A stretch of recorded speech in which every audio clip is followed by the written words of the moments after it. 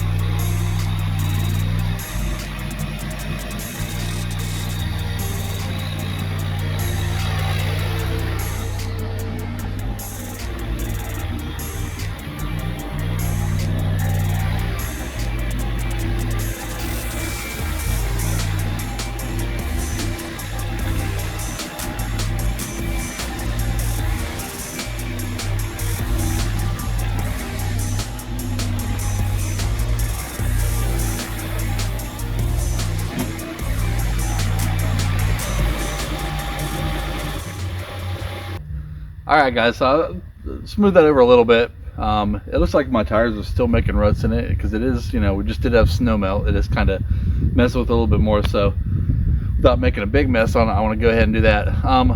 Let me show you something else I've been thinking about getting into, and I'll talk to you a little bit about it here in just a second.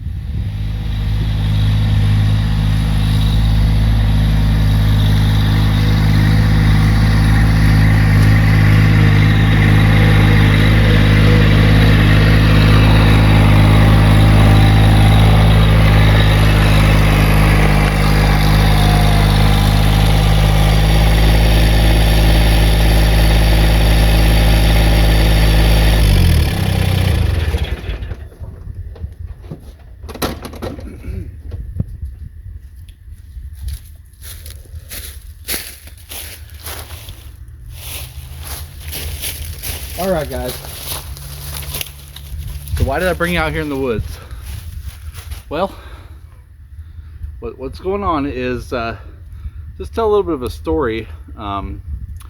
So we've lived in town ever since our kids were our first kid was a couple years old, so it's been a long time now. While we were in town, we have a maple tree out back, and I've always been kind of interested in the idea of making maple syrup. So I went ahead and just kind of went out, started out small, did a little research online, made a couple holes in a silver maple tree, which is not your ideal tree, but it's totally fine for making syrup from. It's just they have a lower percentage sugar content per gallon of sap, so just more boiling has to happen. So I did that, I think for 2 or 3 years there, and then we bought this property. We've had this property for about 8 years now, I think, maybe 7 or 8 years, and we have tons of maple trees out here, and I always kind of thought I wanted to get back into it, but just, you know, truthfully, we live about 20 minutes away. It's not necessarily the easiest thing to do when you're trying to work full-time and you've got a family and whatnot.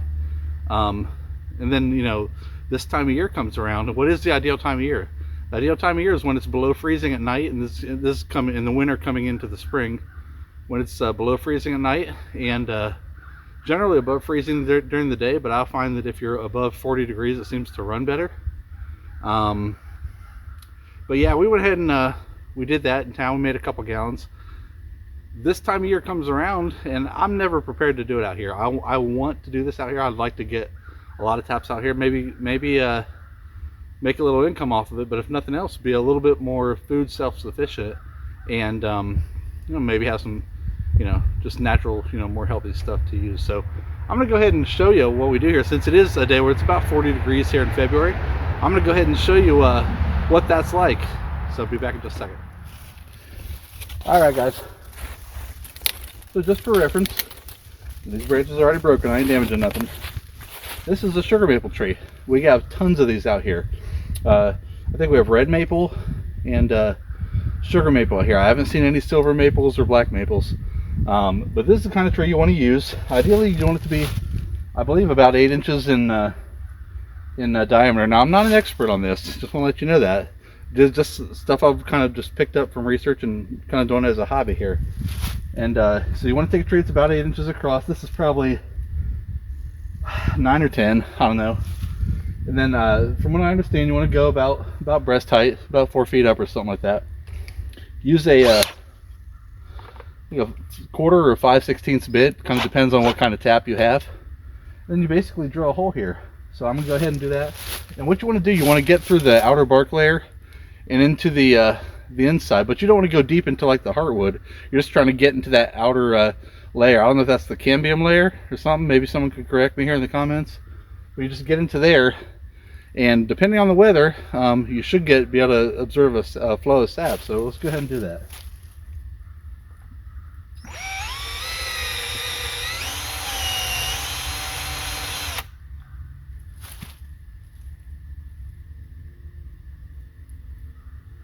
All right, so we made our hole. Now let's check this out and show you what's going on here. So as you can see, we're already getting the liquid there. I don't know if you can see it flowing out. It actually darkened the wood there. So yeah, that stuff runs when it gets above freezing. It basically draws up all the nutrients from the soil. I think the natural sugars and such overnight. When it's below freezing, and then during the day it kind of runs, I guess it runs back down by gravity and flows out like that. So you can kind of see what happens. What happens is a lot of people think that you just, you know, drill a hole in a tree and you get something like syrup coming out, and it's really not. What it's like, you probably can't see it. I'm going to try to dam it up a little bit there, let it run down on me. See if we can get it to see how it's backing up in the hole there. So yeah, so it's basically clear like water, because there is mostly water in it. It's usually 95 to 97% water in there, just very little sugar. And I did lick my finger on that. Yeah, you technically can do it. Some people would be against that. See it kind of flowing out the hole there, backing up. Yep. So you can take it in. Like I said, it doesn't taste much like anything except for water. And I'll see how far that's running. Yeah, that's running a good ways down the tree there now.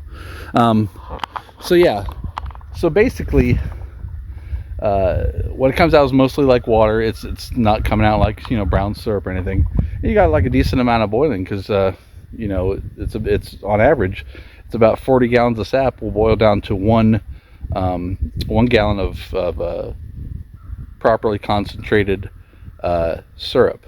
So you're kind of seeing like that's kind of how it looks for today. Unfortunately, just like every other year I just described, I do not have all the taps and whatnot in place, you know, buckets or jugs or anything.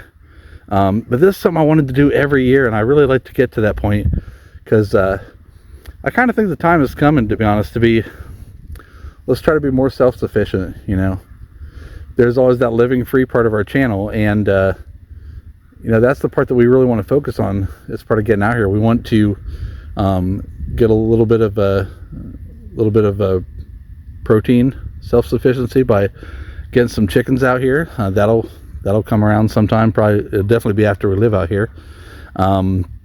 Want to go ahead and make sap. Want to have a garden and stuff, because I think the time's coming when we need to be a little bit more reliant upon ourselves. As you can see, inflation these days is kind of making things get a little crazy as far as food prices and such, and you know, you kind of need to kind of take some control back on that.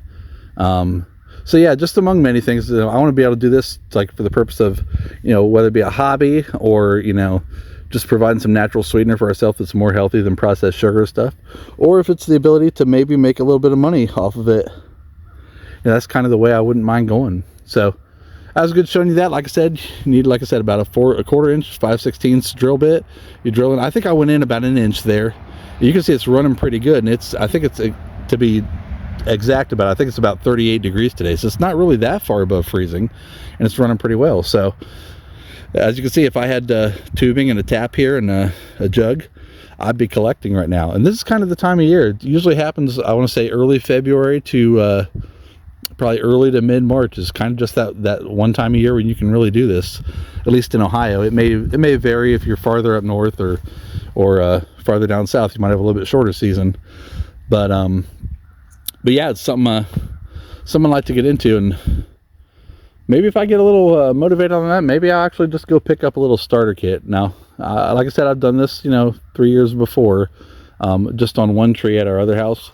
But kind of the thing with those supplies, you kind of need to keep them clean, and you always want to improve on what you have. So maybe I will just pick up a starter kit. I think TSC sells something like that. I'm sure you can get tons of them online. So maybe I'll just get something, go ahead and try to get maybe 5 or 10 taps in these trees. As you can see, we got tons of trees out here. Obviously not all of them do sap, but we have tons of sugar maples. The one down there with the little blue stripe on, I don't know if you can see, a pretty good sized tree there. That's sugar maple. The one in front of it is a maple. Can't remember if it's a red or a sugar, but yeah, we just got tons of them spread all throughout here.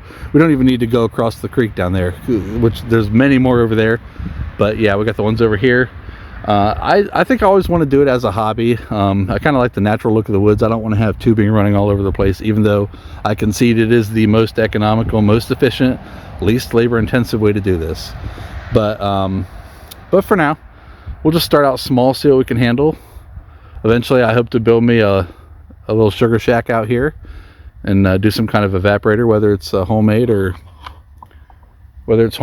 something I buy. The ones you buy are pretty expensive, but they are set up and ready to go for you. So yeah, that's kind of in the plans for the future too, as you can tell. So a lot of our past videos, you can tell there's just tons of different projects I want to do out here. We'll probably just have to jump around from project to project and kind of just do what we're ready for and have the priority for that day. And but yeah, so let's go ahead and jump back on the tractor. As you can see, that's still flowing nice. I think it's ran all the way down to the bottom of the tree at this point. You kind of see that dark stainings all the way down at the bottom now. Just that liquid running down the bark on the outside. So let's go ahead and get back on the tractor and kind of get that put back away, and let's wrap this up.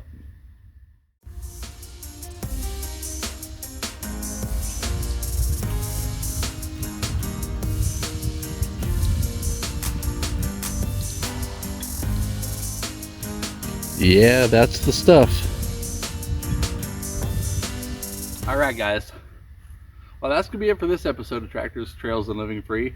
I gotta be honest, going ahead and drilling that hole and seeing that sapling out kind of gave me the bug again. So maybe I will go ahead and pick up some supplies for that and kind of maybe try to do that this year.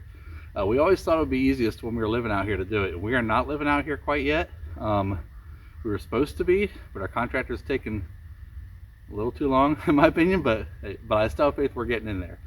So maybe we'll go ahead and try to do that. But again, guys, I appreciate all your watching. If you enjoy what we're doing, go ahead and hit the like button and subscribe to make sure you see our content. Hit the notification bell. And once again, we appreciate all you guys watching and checking us out. So we'll catch you next time on Tractors, Trails, and Living Free.